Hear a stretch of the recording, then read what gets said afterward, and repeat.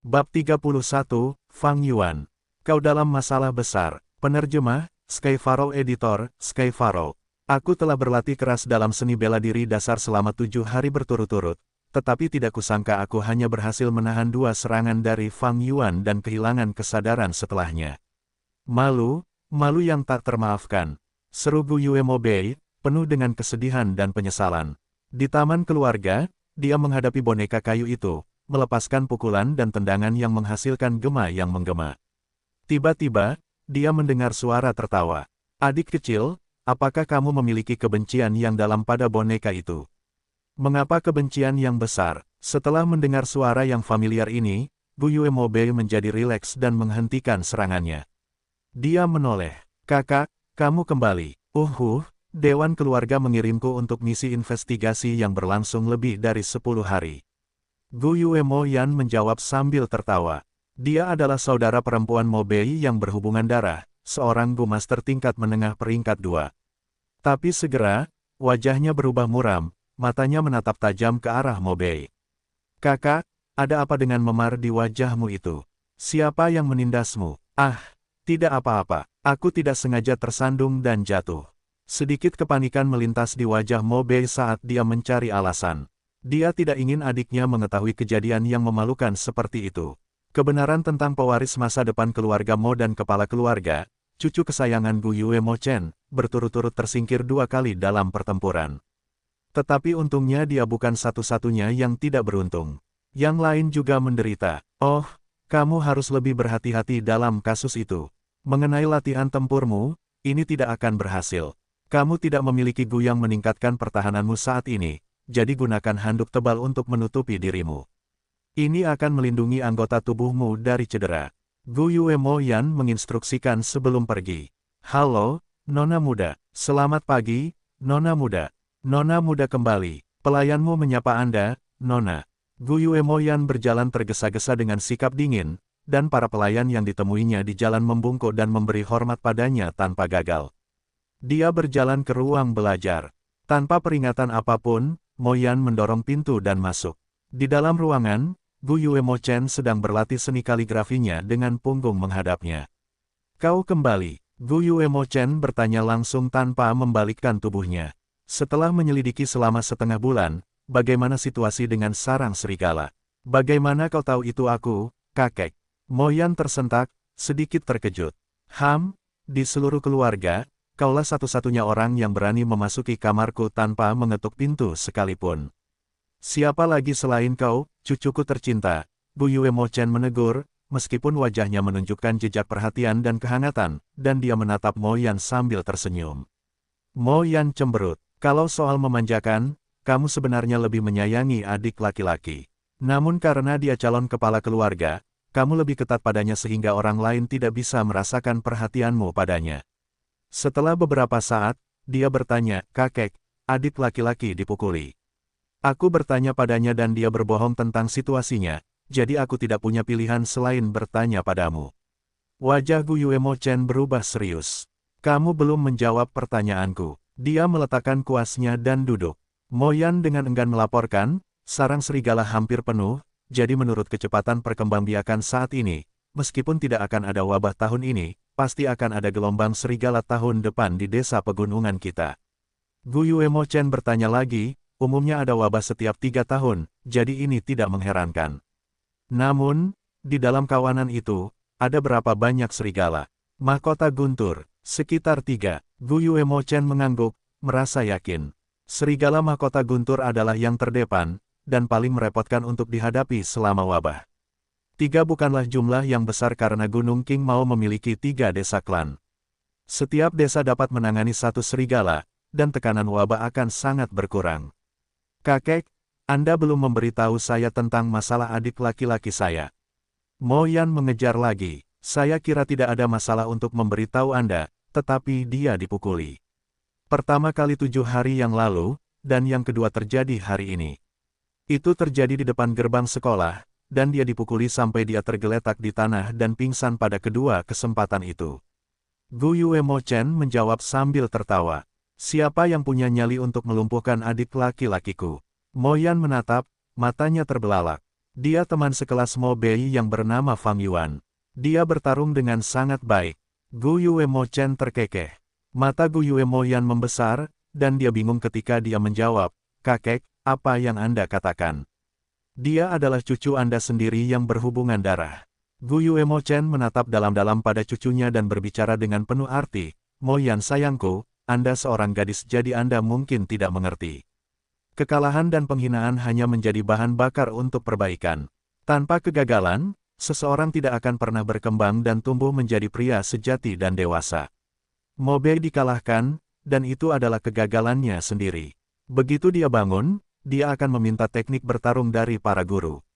Ini adalah semacam perbaikan, dan perbaikan ini datang dari Fang Yuan, yang mengalahkannya hingga sadar. Sebagai saudara perempuannya, jika kamu benar-benar peduli dan ingin melindungi saudaramu, kamu seharusnya tidak mengganggu pertumbuhannya. Fang Yuan hanyalah seorang anak laki-laki dengan bakat kelas C sementara Mo Bei memiliki bakat kelas B. Dengan kita mendukungnya, dia akan melangkahi Fang Yuan dan mendorongnya ke tanah pada akhirnya. Serahkan saja lawan ini pada Mo Bei. Dalam kehidupan seorang wanita, dia butuh keluarga dan kekasih.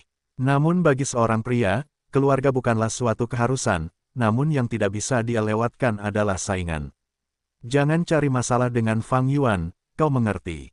Ini masalah antara pemuda. Jika kau ikut campur, ini akan dianggap sebagai penindasan. Melanggar aturan seperti itu akan membuat keluarga Mo kita dipandang rendah. Mo Yan tersentak tanpa kata, namun di bawah tatapan Gu Yuemo Chen, dia akhirnya menundukkan kepalanya. "Ya kakek, cucumu mengerti." Dia terhuyung keluar dari ruang belajar, namun bahkan Gu Yuemo Chen tidak menyadarinya, matanya bersinar dengan tidak menyenangkan.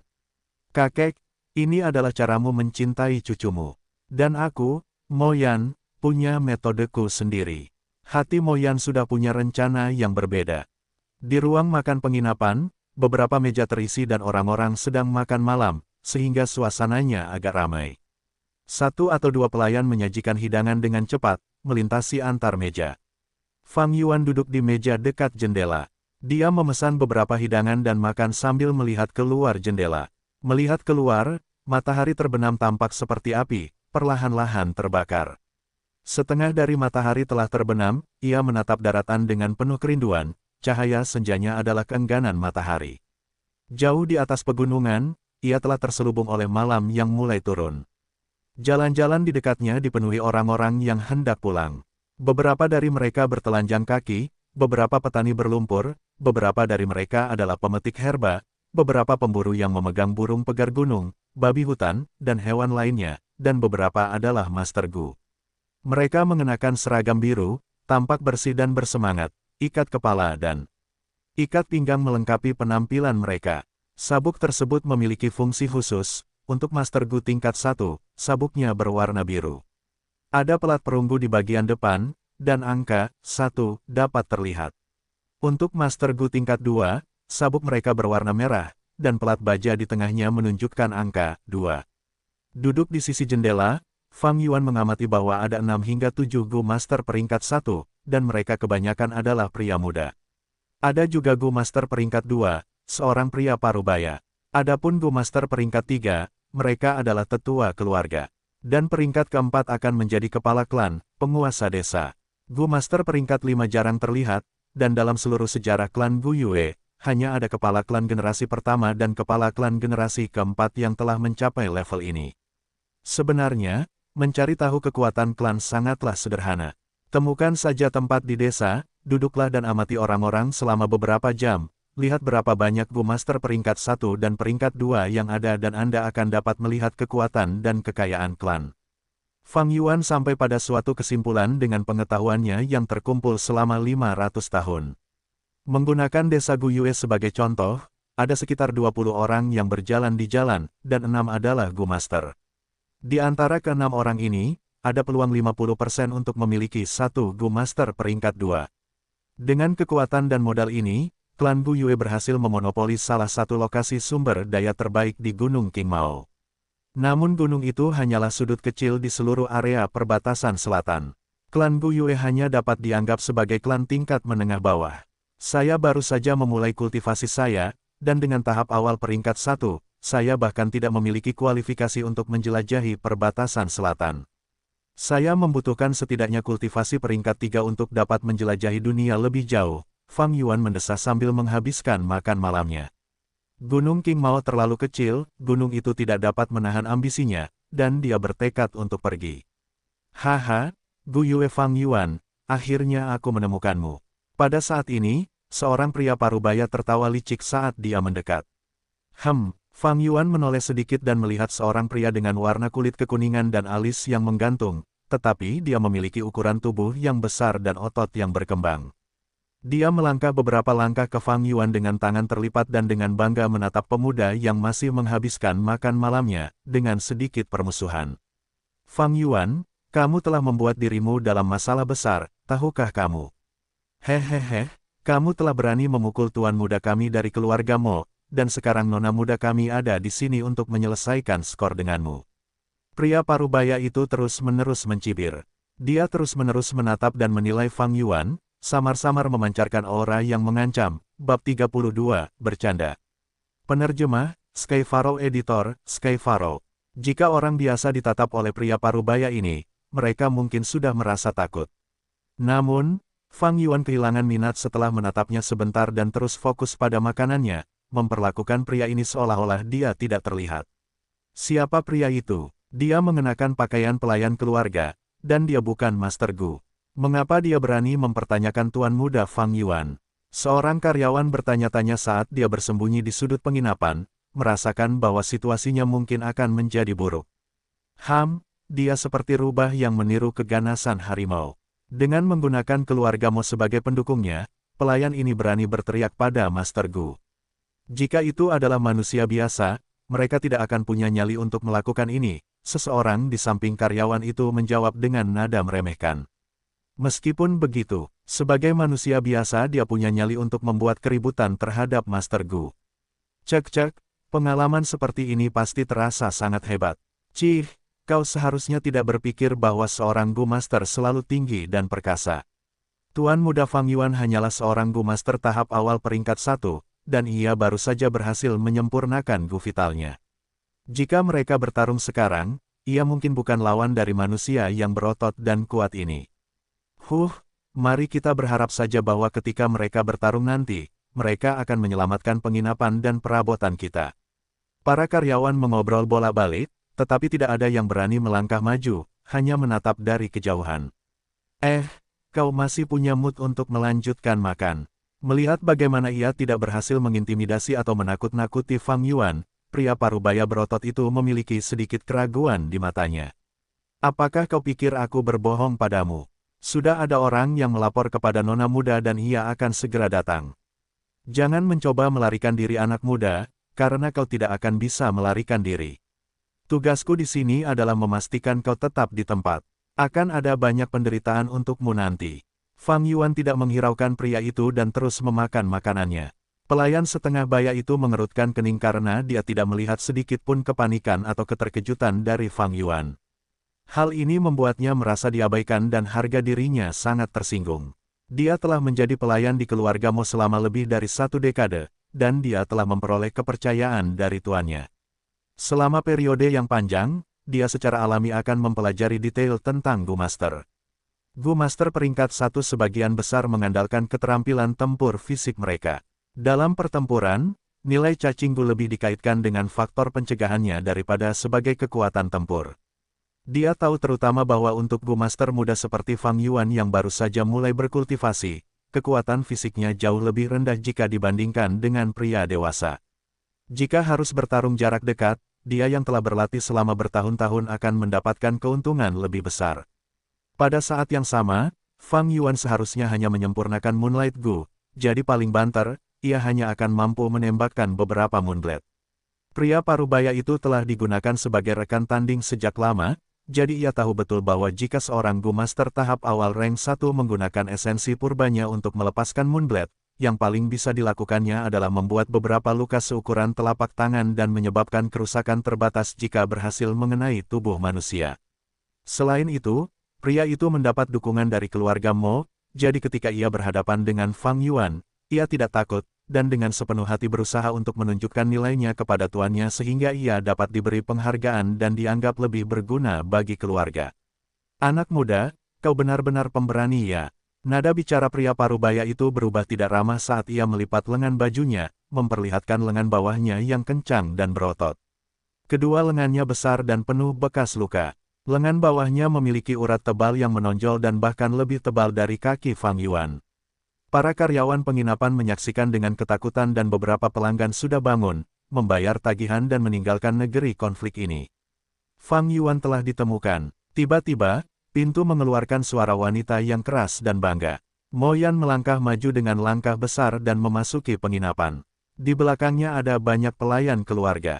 Bentuk tubuhnya lumayan, sedikit tinggi dan memiliki lekuk tubuh yang pas. Namun, wajahnya yang panjang seperti wajah kuda, gen yang diwarisi dari garis keturunan Mo, menyebabkan penampilannya sangat terpengaruh, dan dengan demikian dia hanya memiliki kecantikan tingkat menengah atas.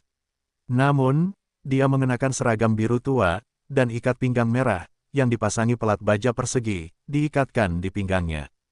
Pelat baja itu diukir dengan angka 2. Selain itu, dia baru saja kembali dari misi klan, jadi masih ada jejak-jejak kesulitan yang baru saja dia lalui. Semua ini menambah tekanan dan ancaman yang dipancarkan ke sekelilingnya. Jadi, begitu dia melangkah masuk ke penginapan, seluruh tempat menjadi sunyi di bawah auranya. Pelayan Anda memberi salam kepada Anda, nona muda. Pria parubaya itu mengubah sikapnya sepenuhnya saat melihat Mo Yan. Dia mencoba tersenyum menawan dan membungkukkan tubuhnya saat berjalan beberapa langkah dan berlutut di lantai, menyapa Mo Yan. Setelah melihat perubahan perilaku ini, para pekerja di penginapan hanya bisa menatap kaget dengan mulut terbuka lebar. Sosok yang tinggi dan berotot, berlawanan dengan sikapnya yang rendah hati, sangat tidak cocok, dan tampaknya lucu.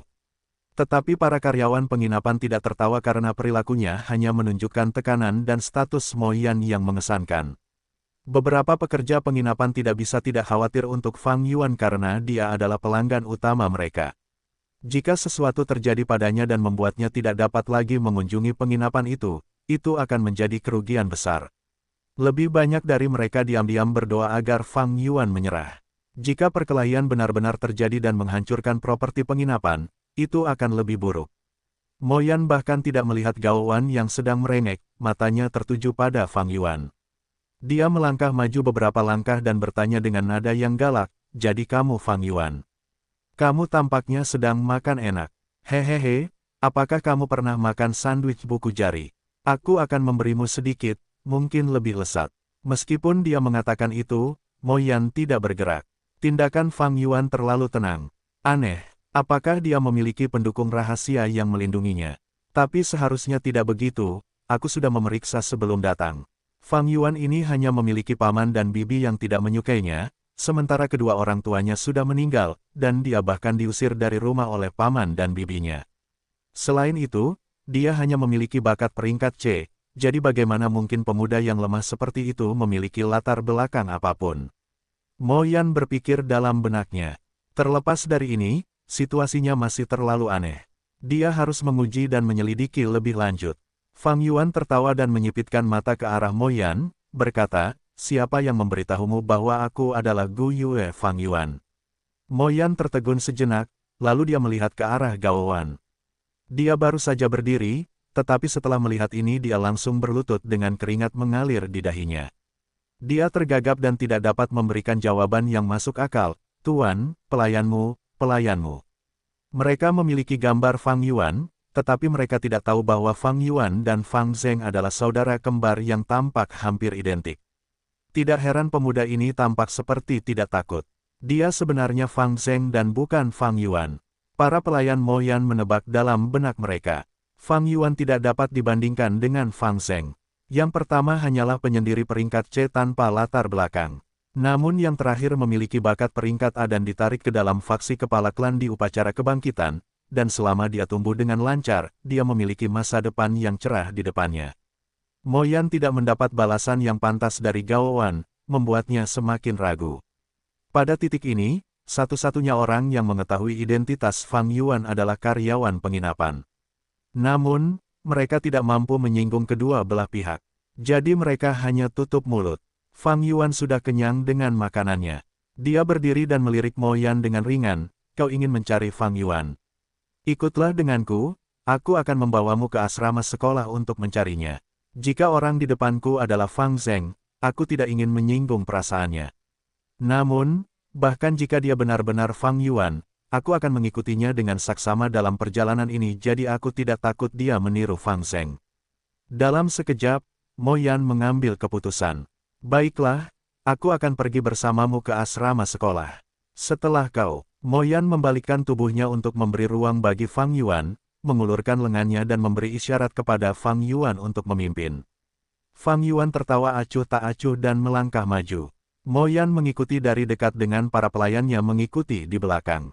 Hampir saja, mereka akhirnya pergi. Bahkan jika mereka mulai berkelahi, itu bukan urusan penginapan kita lagi. Para karyawan yang tertinggal semuanya menghela napas lega sambil menepuk dada mereka. Sekelompok orang mendekati asrama sekolah. Berhenti di sana, asrama sekolah hanya mengizinkan Master Gu klan kita untuk masuk dan keluar. Kedua penjaga di pintu menghentikan Fang Yuan, Mo Yan dan gengnya. Kurang ajar, apakah kalian tidak mengenali siapa aku? Beraninya kalian menghentikanku. Mo Yan menatap keduanya dan berteriak. Kami tidak berani. Kedua penjaga itu buru-buru memberi isyarat. Nona muda Mo Yan, penjaga ini sangat menghormatimu. Namun aturan klan itu mutlak, jadi bagaimana dengan ini? Anda dapat membawa satu orang pelayan masuk. Ini adalah yang paling dapat kami lakukan untuk Anda. Seorang penjaga tua menjawab dengan sopan. Mo Yan mendecak lidahnya, hatinya penuh dengan ketidakpuasan, namun di hadapan aturan klan, dia tidak berani melanggarnya. Keluarga Mo makmur, dan karenanya mereka memiliki banyak musuh. Jangan lupa bahwa selain cabang keluarga Mo, ada juga keluarga Qi yang harus dilawan. Selain keluarga Qi, faksi kepala klan juga ingin menguasai keluarga Mo. Kalian semua tetaplah di belakang. Gao Wan akan mengikutiku. Memikirkan hal itu, Mo Yan memberinya perintah. Gao Wan segera mengangkat dadanya tinggi-tinggi dengan ekspresi gembira di wajahnya. Terima kasih, Nona muda atas kesempatannya. Ayo pergi, Junior. Mo Yan tersenyum pada Fang Yuan dengan tatapan bertanya. Fang Yuan tetap tidak terpengaruh saat dia menuntun mereka masuk. Dia mencapai pintu asrama, membuka kunci dan mendorong pintu hingga terbuka. Dia kemudian melangkah masuk ke kamar dan berhenti. Di dalam kamar, tidak ada yang ekstra. Itu semua adalah perabotan sederhana, dan tidak ada orang lain. Mo Yan berdiri di ambang pintu, melihat ke dalam dan wajahnya berubah muram. Junior, sebaiknya kau jelaskan dirimu dengan baik, tidak ada seorang pun di ruangan ini. Fang Yuan tersenyum tipis, bukankah aku seseorang? Mo Yan menatap Fang Yuan, kilatan cahaya melintas di matanya saat dia tiba-tiba tampak mengerti. Aku mencari Gu Yue, Fang Yuan.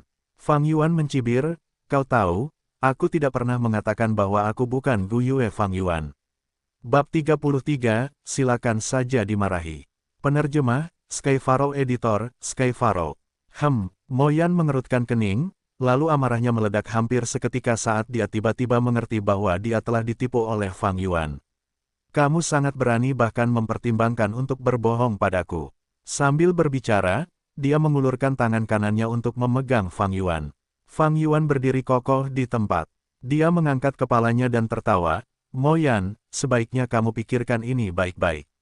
Mo Yan menghentikan tindakannya, sementara dia masih berdiri tepat di luar pintu, tangannya yang terulur berhenti di udara dan wajahnya menunjukkan tanda-tanda keraguan dan kebencian. Di dalam keluarga, ada aturan yang relevan. Siswa di asrama dilindungi, dan siapapun tidak akan diizinkan untuk mengganggu asrama untuk menangkap para siswa. Mo Yan hanya ingin memberi Fang Yuan pelajaran dan membiarkannya merasakan penderitaan. Dia jelas tidak ingin mengambil risiko dihukum karena melanggar aturan. Jika hanya aku yang melanggar aturan, itu masih baik-baik saja. Namun, jika ini akan memengaruhi keluarga dan bahkan kehormatan kakek, memikirkan hal ini, Mo Yan dengan enggan menarik lengannya. Dia menatap Fang Yuan yang ada di dalam rumah dengan mata merahnya. Jika tatapan mautnya bisa diubah menjadi api, itu akan membakar Fang Yuan menjadi abu dalam sedetik. Aku tidak pernah berbohong padamu. Aku bilang aku akan membawamu ke Fang Yuan, dan sekarang kamu telah menemukannya di sini. Sepertinya kamu memiliki sesuatu untuk dikatakan kepadaku. Fang Yuan tersenyum tipis dengan lengan di belakang punggungnya, mengabaikan tekanan dari seorang Master Gu tingkat 2, tanpa rasa takut membuat kontak mata dengan tatapan marah Mo Yan. Dia hanya selangkah terpisah dari Mo Yan. Satu berdiri di dalam rumah, dan satu tetap di luar. Tetapi jarak yang sama ini juga telah menjadi sejauh timur dari barat. Hehehe, oh Fang Yuan, kamu benar-benar telah mempelajari aturan klan dengan baik dan menyeluruh. Mo Yan, menahan amarahnya, berkata dengan senyum sinis. Dia menambahkan, sayangnya untukmu, bahkan saat mengandalkan aturan, yang akan dilakukannya untukmu hanyalah mengulur waktu.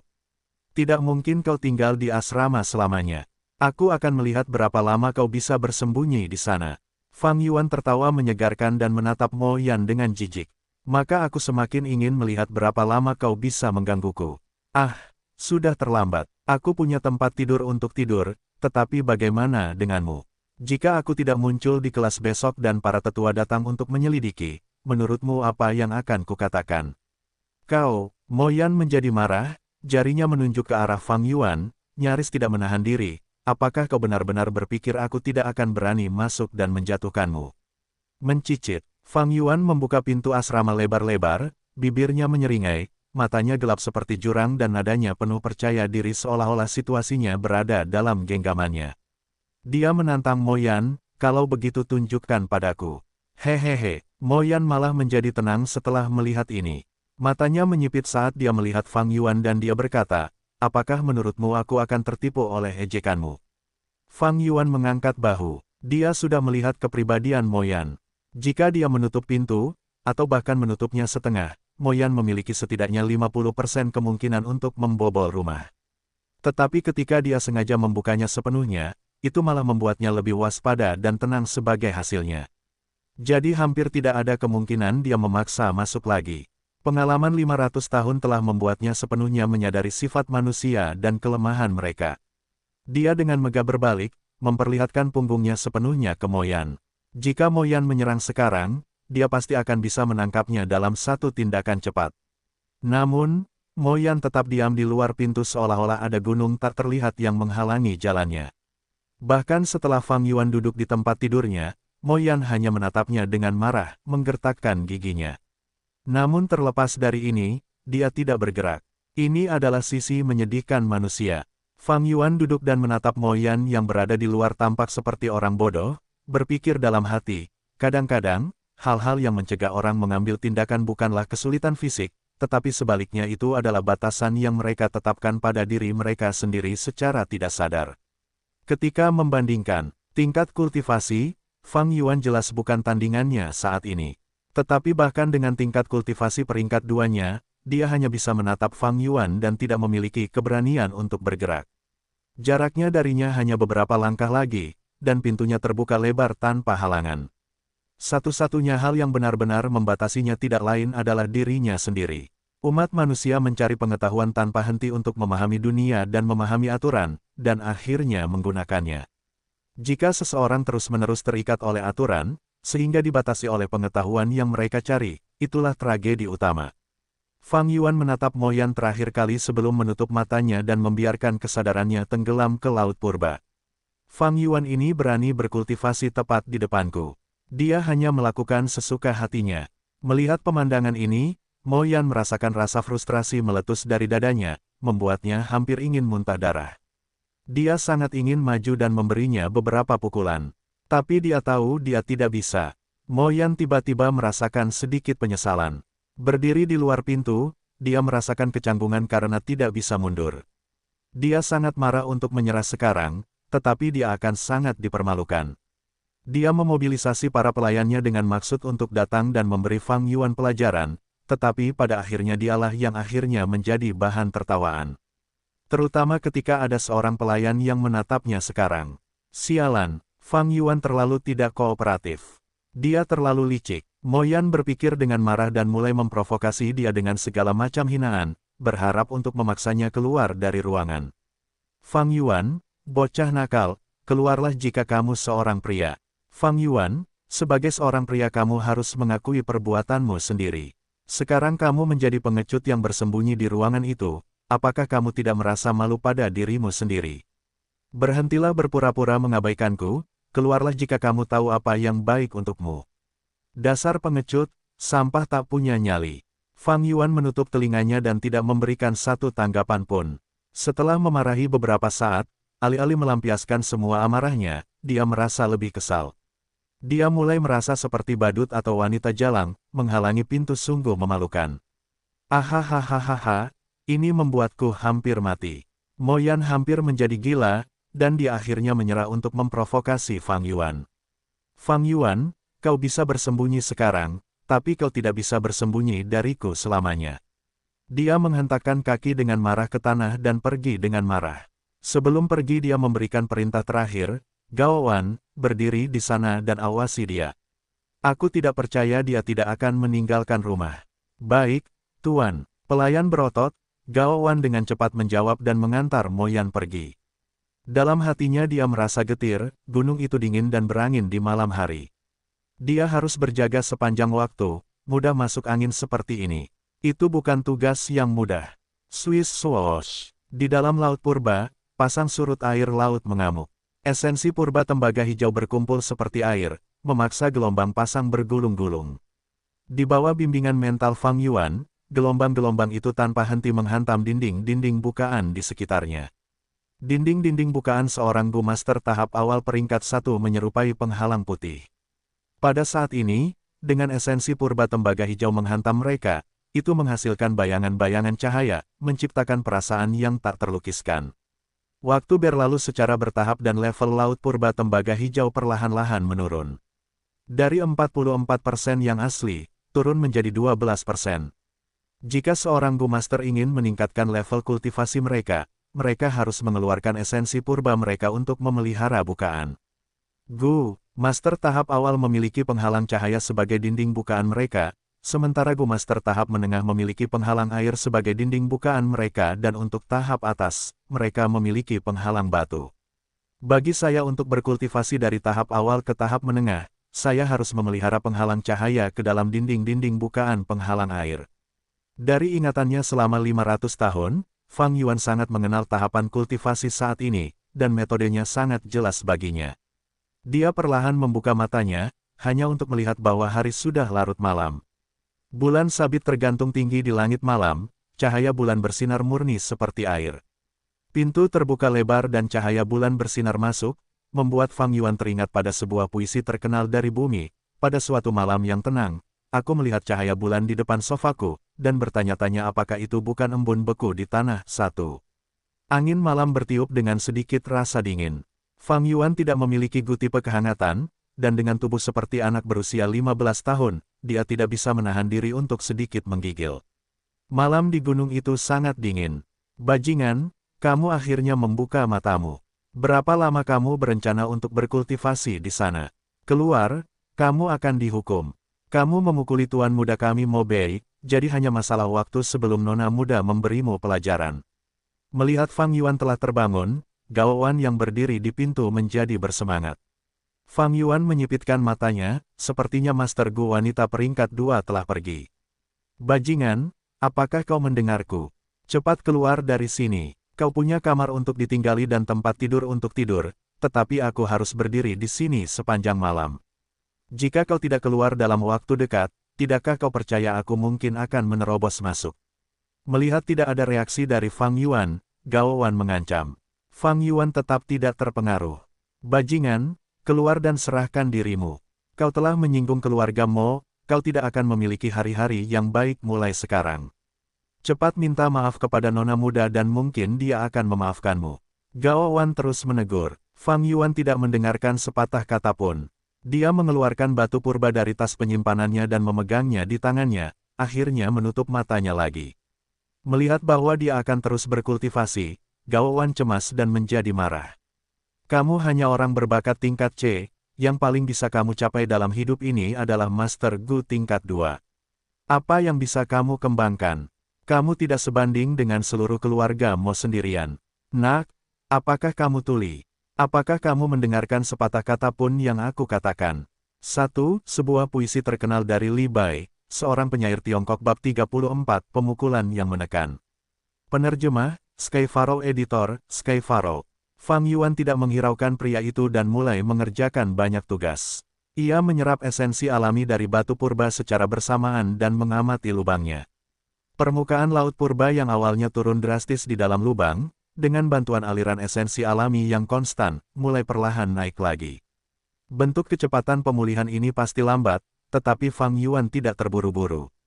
Kultivasi dimaksudkan untuk menjadi akumulatif, tidak bisa terburu-buru. Masalah mendesak yang sedang dihadapi sebenarnya adalah pelayan setengah baya di luar rumah.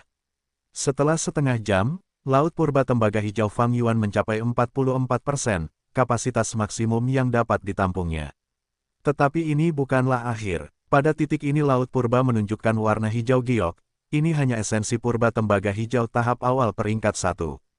Esensi purba yang sebelumnya digunakan Fang Yuan untuk memelihara dinding lubang bukan lagi esensi purba tahap awal. Itu telah berubah menjadi saripati purba tahap tengah, yang disempurnakan oleh cacing likor. Cacing likor. Dengan pikiran dari Fang Yuan, cacing likor di dalam laut purba langsung terbang keluar dan melayang di udara. Tubuhnya melingkar menjadi bentuk bola, menyerupai bola nasi putih. Swoosh! 10% dari saripati purba tahap awal miliknya disebarkan dan dikirim ke tubuh cacing likor, dan segera saripati itu diserap sepenuhnya olehnya. Segera setelah itu, gelombang kabut minuman keras muncul dari tubuh cacing likor dan berkumpul menjadi gumpalan. Sekali lagi, Fang Yuan menyebarkan 10% saripati purbanya dan menginvestasikannya ke dalam kabut minuman keras ini. Begitu kabut telah dikeluarkan sepenuhnya, 10% saripati purba tahap awal asli menyusut setengah secara fisik, dan pada saat yang sama warnanya berubah dari hijau giok menjadi hijau pucat. Ini adalah saripati purba tahap tengah. Untuk maju dalam kultivasi mereka, semua siswa biasa menggunakan saripati purba tahap awal. Namun, saya akan menggunakan esensi purba tahap tengah, dan efisiensinya setidaknya 2 kali lipat dari mereka. Demikian pula, saat menggunakan esensi purba tahap tengah untuk mengaktifkan Moonlight Gu dan melempar Moonblade, itu akan jauh lebih kuat daripada mengaktifkannya menggunakan esensi purba tahap awal. Petik 2. Hanya ketika semua esensi purba di laut purba telah diubah menjadi esensi purba tahap tengah, Fang Yuan membuka matanya. Waktu berlalu dalam sekejap mata saat berkultivasi, dan saat ini sudah tengah malam. Langit tidak lagi hitam pekat, tetapi telah berubah menjadi warna biru tua pekat. Bulan tidak lagi terlihat, dan hanya beberapa bintang yang tersisa. Pintunya terbuka hampir sepanjang malam, dan salah satu sudut pintu kayu itu sudah basah, memperlihatkan warna gelap karena air yang mengotorinya. Asrama sekolah memiliki kekurangan ini, tidak senyaman pondok kayu biasa yang dibangun di atas tanah, tetapi dibangun langsung di atas tanah sehingga kelembapannya tinggi. Kembali ke kenyataan, Fang Yuan merasakan hawa dingin di tulang punggungnya. Setelah duduk bersila begitu lama, kedua kakinya terasa mati rasa. Dia membuka tangan kanannya yang terkepal dan menyebarkan segenggam bubuk batu putih. Ini adalah batu purba setelah esensinya diserap sepenuhnya, dan yang tersisa hanyalah bubuk sisa. Setelah semalam berkultivasi, aku telah menghabiskan 3 batu purba. Fang Yuan menghitung dalam benaknya. Dia memiliki bakat peringkat C, tetapi untuk mengejar kecepatan kultivasi yang lebih cepat, dia menggunakan batu purba untuk mengisi kembali esensi purbanya. Yang lebih penting adalah cacing likor, karena telah digunakan untuk memurnikan esensi purba tahap tengahnya. Ini telah sangat meningkatkan pengeluaran batu purbanya. Meskipun kemarin aku menjarah sejumlah batu purba lagi, semalam kultivasi menghabiskan 3 batu. Dalam kasus ini, meskipun tampaknya aku punya banyak sumber daya, itu tidak akan mampu menopangku untuk waktu yang lama dengan kecepatan kultivasiku saat ini, tetapi ini adalah harga yang harus kubayar untuk mengejar kecepatan dan efisiensi kultivasi. Fang Yuan melihat keluar ruangan lagi, hanya untuk melihat Gao Wan, pelayan berotot, berjongkok di sudut dengan tubuhnya meringkuk, tampaknya tertidur. Sepertinya Master Gu wanita peringkat 2 itu sudah lama pergi, meninggalkan Gao Wan ini di sini untuk mengawasiku. Hehe, Fang Yuan menyunggingkan senyum dingin saat dia turun dari tempat tidur dan mulai melatih anggota tubuhnya. Begitu tubuhnya menghangat, dia meninggalkan asrama. Nak, akhirnya kau memutuskan untuk keluar. Jadi bagaimana? Menyerahlah dengan patuh dan pergi bersamaku untuk bersujud dan meminta maaf kepada nona muda kita. Telinga Gao Wan menangkap langkah kaki Fang Yuan dan dia segera berdiri. Tubuhnya yang berotot hampir 2 kali lebih besar dari Fang Yuan. Otot-otot di tubuhnya menegang dan alisnya bertautan, sepasang mata kejam bersinar dengan cahaya jahat, menyerupai hiena yang kelaparan.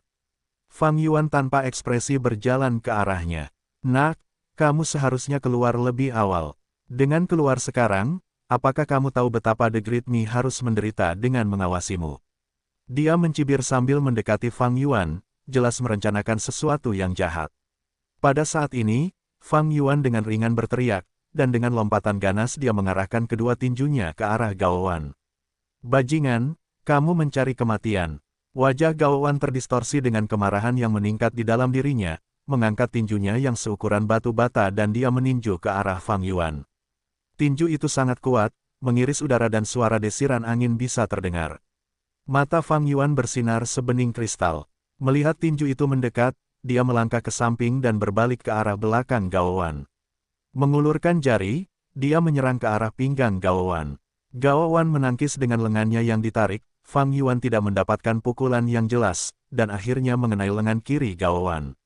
Jari Fang Yuan terasa seperti telah mengenai pelat baja, sakit dan mati rasa. Gao Wan ini telah mendekati batas kecakapan fisik manusia. Saat ini aku hanya bisa menggunakan gu cahaya bulan untuk bertarung, dan tanpa cacing gu lainnya untuk membantuku. Aku bukan tandingannya dalam pertarungan jarak dekat dasar. Mata Fang Yuan bersinar dan dia memutuskan dengan cepat untuk menyerang. Sebaliknya, dia mundur beberapa langkah dan menjauh dari Gao Wan. Di desa Gu Yue, hanya anggota klan Gu Yue yang memiliki hak untuk berkultivasi sebagai Master Gu.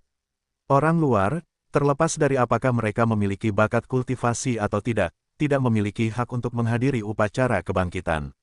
Namun, manusia biasa ini dapat berlatih dalam pertarungan fisik. Sama seperti Gao Wan di sini, meskipun dia bukan seorang Master Gu, dia telah berlatih keras dalam pukulan dan tendangannya dan keterampilan dasarnya sangat kuat. Selain itu, dia adalah seorang pria parubaya, dan ini berarti berada di puncak fisik dalam kehidupan manusia biasa. Fang Yuan, selain memiliki gu cahaya bulan untuk dilawan, hanya memiliki tubuh seorang remaja berusia 15 tahun. Baik itu kekuatan, kelincahan, atau daya tahan, dia bukanlah tandingan Gao Wan. Seniman bela diri seperti Gao Wan cukup mampu membunuh seorang Master Gu tahap awal peringkat 1. Bahkan terhadap seorang Master Gu tahap menengah peringkat 1, mereka masih merupakan ancaman tertentu. Anak ini terlalu licik. Melihat bahwa Fang Yuan telah membuat jarak di antara mereka, Gao Wan merasakan kecemasan di dalam hatinya. Pinggang adalah titik vital tubuh, dan jika pinggang dirusak oleh seseorang dengan kekerasan, kerusakannya tidak dapat diabaikan. Jika kekuatannya dikerahkan melampaui titik tertentu, itu juga bisa mematikan. Gao Wan telah menunggu di luar asrama sepanjang malam, dan dengan demikian tubuhnya diselimuti oleh atmosfer yang lembab, menyebabkan kecepatan reaksinya menjadi sedikit lebih lambat. Oleh karena itu serangan sebelumnya hampir berhasil. Untungnya, meskipun dia seorang penjilat, dia telah berlatih keras dalam kemampuan fisiknya. Jadi pada saat yang genting refleks tubuhnya secara naluriah bereaksi dan memungkinkannya untuk memblokir serangan Fang Yuan dengan sempit. Aku tidak bisa ceroboh lagi. Anak ini berperilaku seperti serigala, menyerang dengan kasar dan licik, mendapatkan apa yang diinginkannya setiap kali aku sedikit ceroboh. Tidak heran tuan muda pingsan olehnya 2 kali. Gao Wan menyeka keringat di dahinya dan menyingkirkan semua tanda penghinaan. Dia mulai menganggap lawannya serius. Jika aku bisa menangkap anak ini, itu akan menjadi prestasi yang hebat. Nona muda pasti akan memberiku hadiah. Pedang bulan tahap awal peringkat 1 maksimal hanya seperti belati kecil, jadi selama tidak mengenai titik vitalku, itu hanya akan menjadi luka luar yang ringan. Memikirkan hal ini, jantung Gao Wan mulai berdetak lebih cepat. Mengulurkan tangannya yang seperti sekop, dia meraih Fang Yuan. Ledakan. Fang Yuan tidak menunjukkan rasa takut dan mendekati Gao Wan untuk terlibat dalam pertarungan jarak dekat. Bertukar pukulan dan tendangan, bergantian menyerang dan bertahan, suara benturan keras bergema di seluruh area. Ketika menjarah para siswa, dia hanya menggunakan telapak tangannya dengan tujuannya untuk mengendalikan kerumunan. Namun sekarang ketika berhadapan dengan Gao Wan, Fang Yuan telah mengerahkan seluruh kemampuannya. Kadang-kadang dia menggunakan jarinya untuk menusuk mata, terkadang mencekik tenggorokan, memukul rahang dengan pangkal telapak tangannya, memotong bagian belakang kepala lawannya, menggunakan lutut untuk menyerang daerah panggul, atau menggunakan tangannya untuk mencengkeram pinggang. Keringat Gao Wan mengalir deras seperti sungai. Semua gerakan Fang Yuan ditujukan ke titik-titik vital, setiap serangan licik dan mematikan seolah-olah dia ingin mengakhiri hidup Gao Wan saat itu juga. Gao Wan hanyalah manusia biasa, dan tidak seperti Master Gu, meskipun dia berlatih dengan baik dalam pertarungan fisiknya, titik-titik vitalnya tetap vital. Manusia biasa tidak dapat melatih kelopak mata mereka untuk menjadi seperti baja. Ini adalah batas-batas seni bela diri manusia biasa. Selain itu, Gao Wan tidak berani melepaskan gerakan mematikan apapun pada Fang Yuan. Fang Yuan adalah anggota klan Gu Yue, jadi membunuhnya akan menimbulkan kemarahan publik dan dia akan segera dieksekusi. Faktanya, keluarga Mo akan menjadi yang pertama melaksanakan hukumannya. Jadi satu-satunya pikirannya adalah menangkap Fang Yuan hidup-hidup, dan akan lebih baik jika dia bisa membuat Fang Yuan menderita dalam proses penangkapan. Satu pihak merasa khawatir sementara pihak lain memiliki niat membunuh. Situasinya kemudian menjadi Fang Yuan yang menekan Gao Wan dalam pertarungan. 1. Diao Jiao Zulo pondok kayu biasa yang dibangun di atas tanah. Bab 35, Ayo berteriak. Penerjemah, Sky Pharaoh Editor, Sky Pharaoh. Fang Yuan berada di atas angin untuk saat ini, tetapi itu tidak dapat membuatnya bertahan lebih lama. Bertukar pukulan bola balik, dia sudah terengah-engah karena kelelahan. Sebaliknya, napas Gao Wan masih halus dan seirama, mencerminkan perbedaan besar dalam stamina di antara keduanya. Pada saat yang sama, saat Gao Wan melatih anggota tubuhnya berangsur-angsur memanas sementara kecepatan pukulannya menjadi semakin cepat. Efek dingin yang menyebabkannya menjadi lambat dan mati rasa telah memudar, memperlihatkan keterampilan sejati yang diasah oleh pelatihannya selama beberapa dekade. Nak, kau tidak dapat mengalahkanku. Ada aturan klan yang menyatakan bahwa di dalam asrama sekolah, kau dilarang menggunakan Moonlight Gu. Kau adalah daging mati, ditakdirkan untuk menjadi tawananku. Gao Wan tertawa gila, pengalaman bertarungnya kaya, jadi dia mencoba menggunakan kata-kata untuk membuat semangat bertarung Fang Yuan goyah. Pada akhirnya, aku hanyalah seorang remaja dan tubuhku yang belum berkembang sepenuhnya tidak dapat dibandingkan dengan pelayan ini. Keadaan pikiran Fang Yuan tenang seperti es. Setelah menajamkan tekadnya selama 500 tahun, tidak mungkin semangat juangnya akan goyah. Gu cahaya bulan, dia memanggil dalam benaknya, mengaktifkan esensi purba dan pada saat yang sama melompat mundur untuk menjauh dari Gao Wan. Gao Wan ingin mengejarnya, tetapi dia tiba-tiba melihat cahaya biru berair memancar dari telapak tangan Fang Yuan. Wajahnya menjadi gelap dan dia berteriak, "Nak, kamu menggunakan cacing Gu untuk bertarung di asrama sekolah. Ini melanggar aturan klan. Jadi bagaimana jika aku melanggar aturan?" Fang Yuan mencibir. Dia mempelajari aturan klan dan menghafalnya dalam hati, tetapi itu bukan demi mematuhinya. Segera, telapak tangannya mengayunkan busur ke arah Gao Wan. Dengan suara, cing, bila bulan biru terbang ke arah wajah Gao Wan. Gao Wan menggertakkan giginya sambil mengangkat kedua lengannya untuk menutupi wajahnya, membentuk perisai pelindung. Pada saat yang sama, dia bergegas menuju Fang Yuan tanpa henti, berencana untuk menahan serangan itu sambil mengakhiri pertempuran secepat yang dia bisa. Moonblade menghantam lengannya. Dengan suara letupan, daging dan darahnya mengalir keluar di bawah sinar bulan, gelombang rasa sakit yang luar biasa menghantam saraf Gao Wan. Pria yang tidak waspada itu hampir pingsan karena rasa sakitnya. Bagaimana ini bisa terjadi? Serbuannya ke arah Fang Yuan terhenti, dan dia dengan ketakutan menemukan bahwa kedua anggota tubuhnya telah terpotong dengan luka yang dalam. Darah segar mengalir keluar dari luka dan dari samping, sementara otot-otot berdarah dapat terlihat menggantung di sekitar dagingnya. Bahkan tulang-tulang putih yang patah di lengan bawahnya dapat terlihat. Gao Wan sangat terkejut. Ini tidak mungkin. Moonblade tahap awal peringkat 1, yang paling bisa dilakukannya adalah melukai dagingku dengan ringan. Bagaimana bisa menembus tulangku? Hanya tahap tengah peringkat 1 yang bisa melakukan ini. Dia tidak tahu. Sementara Fang Yuan adalah seorang Master Gu tahap awal peringkat 1, karena pemurnian cacing likor, dia memiliki esensi purba tingkat menengah peringkat 1.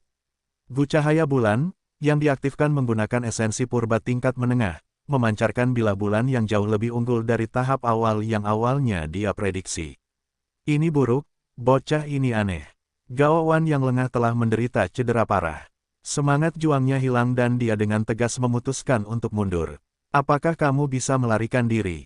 Fang Yuan tersenyum dingin saat dia mulai mengejar, bila bulan di tangannya melesat keluar secara berurutan. "Selamatkan aku!" Gao Wan berteriak nyaris saat dia melarikan diri, suaranya terdengar jauh melampaui asrama sekolah. "Apa yang terjadi?" Seseorang meminta bantuan. Suara itu mengingatkan para penjaga asrama sekolah yang berada di dekatnya. Itu nona muda keluarga Mo, pelayan Moyan. Para penjaga yang datang berhenti di jalur mereka setelah melihat adegan pengejaran. "Ini hanya seorang pelayan, tidak perlu bagi kita untuk mengambil risiko melindunginya. Membiarkannya tinggal di sini sudah merupakan kebaikan bagi keluarga Mo. Kita masih harus berhati-hati, kalau-kalau dia menyakiti Fang Yuan karena putus asa." Para penjaga yang cemas berkumpul di sekitar, tetapi tidak ada yang membantu Gao Wan, mereka hanya mengamati dari pinggir. Pelayan Gao Wan ini, bahkan jika dia mati, itu tidak ada hubungannya dengan mereka. Namun jika Fang Yuan mati atau terluka, itu akan menjadi tanggung jawab mereka. Melihat pemandangan seperti itu, Gao Wan putus asa, dia berteriak dengan tragis, "Kita semua orang luar. Kamu tidak bisa membiarkanku mati." Kehilangan darahnya semakin parah, dan kecepatannya menurun. Fang Yuan menyusulnya, suaranya sedingin es, mengumumkan hukuman mati Gao Wan, teruslah berteriak. "Tidak peduli seberapa keras kamu melakukannya." Sambil mengatakan itu, bilah di lengannya berputar, dan dia menembakkan 2 bilah bulan ke arah Gao Wan. Swoosh! Swoosh! Bilah bulan terbang ke arah leher Gao Wan. Pelayan itu kehilangan semua harapan, tampaknya satu langkah lagi ke jurang. Saat berikutnya, dia merasa dunianya berputar, dia benar-benar melihat kakinya sendiri, dada, punggungnya, dan leher yang terpenggal itu. Setelah itu, kegelapan total menantinya. Gao Wan telah meninggal, dipenggal oleh 2 bilah bulan, kepalanya terlempar menjauh dari benturan, tubuhnya terdorong mundur 10 meter sebelum jatuh. Area leher memuntahkan pancuran darah segar, mewarnai rumput di sekitarnya menjadi merah darah. Pembunuhan. Fang Yuan membunuh seseorang. Para penjaga tidak bisa menahan diri untuk tidak berteriak. Mereka telah menyaksikan seluruh proses itu, dan mereka merasakan rasa gentar dan teror yang ekstrim mengalir di sekujur tubuh mereka. Fang Yuan hanyalah seorang remaja lemah berusia 15 tahun, tetapi dia membunuh orang dewasa yang kuat tanpa ekspresi. Ini adalah kekuatan seorang Master Gu. Kemenangan telah ditetapkan. Fang Yuan memperlambat langkahnya dan perlahan-lahan bergerak menuju mayat itu. Wajahnya tenang, seolah-olah dia tidak melakukan sesuatu yang luar biasa. Ekspresi ini semakin membuat bulu kuduk para penjaga merinding. Kepala Gao Wan tergeletak di tanah, kedua matanya terbuka lebar, berputar di dalam kuburnya. Fang Yuan menatap dengan dingin. Dia mengangkat kakinya dan membuat kepala itu melayang. Kelopak mata para penjaga berkedut. Fang Yuan mendekati mayat itu dan mendapati bahwa mayat itu masih bergetar. Darah menyebar ke tanah, membentuk genangan darah kecil. Dia melihat luka-luka Gao Wan dengan ekspresi muram. Luka-luka ini cukup dalam untuk mengungkap rahasia bahwa dia memiliki esensi purba tingkat menengah. Begitu ini terungkap, akan segera disimpulkan bahwa dia memiliki cacing likor, dan dengan itu keluarga itu secara alami akan memikirkan biksu anggur bunga. Jadi, Fang Yuan harus merahasiakan rahasia ini. Tetapi, ada terlalu banyak penonton. Tatapan Fang Yuan menyapu para penjaga di dekatnya, ada lebih dari 10 dari mereka. Dia hanya memiliki kurang dari 10% esensi purba yang tersisa, jadi tidak ada cara untuk membunuh mereka semua. Setelah merenung sejenak, Fang Yuan membungkuk dan mengangkat pergelangan kaki Gao Wan, menyeret mayat itu. "Tuan Muda Fang Yuan, Anda dapat menyerahkan ini kepada kami." Para penjaga mengendalikan rasa takut mereka dan mendekati Fang Yuan, berbicara dengan sopan. Rasa hormat dan kesopanan itu mengandung sedikit rasa takut yang jelas. Fang Yuan diam-diam menatap para penjaga, dan mereka semua menahan napas, melihat ke bawah. "Berikan aku pedang itu," dia mengulurkan tangannya dan berkata dengan ringan. Dengan otoritas dalam ucapannya, dia memancarkan tekanan yang tidak dapat disangkal. Penjaga yang paling dekat dengannya tanpa terkendali menyerahkan pedang di pinggangnya. Fang Yuan mengambil pedang itu dan terus berjalan, meninggalkan selusin penjaga yang tercengang menatap punggungnya. Matahari terbit dari timur, dan sinar cahaya pertama bersinar di atas puncak gunung, menerangi asrama sekolah. Fang Yuan yang berusia 15 tahun, dengan tubuh kurus kering seperti remaja, kulitnya pucat. Di bawah sinar matahari terbit, ia berjalan santai. Di tangan kirinya ada pedang mengilap. Di tangan kanannya, ada mayat tanpa kepala. Jalannya meninggalkan jejak darah merah terang yang terseret di jalan. Para penjaga tercengang, tubuh mereka kaku karena pemandangan yang menakutkan itu. Bahkan saat sinar matahari menyinari mereka, mereka tidak bisa merasakan kehangatan dan cahaya. Teguk, seseorang di antara mereka menelan ludah mereka dengan keras.